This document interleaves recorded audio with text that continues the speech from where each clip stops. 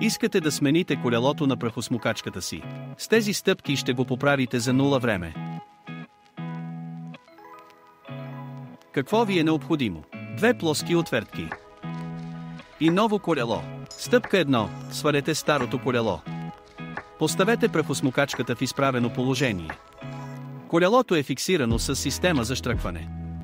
Използвайте двете отвертки, за да изклинчите старото колело. Стъпка 2. Поставете новото колело. Щръкнете новото колело на мястото на старото и натиснете здраво. Сменили сте колелото и прахосмукачката е готова за употреба отново.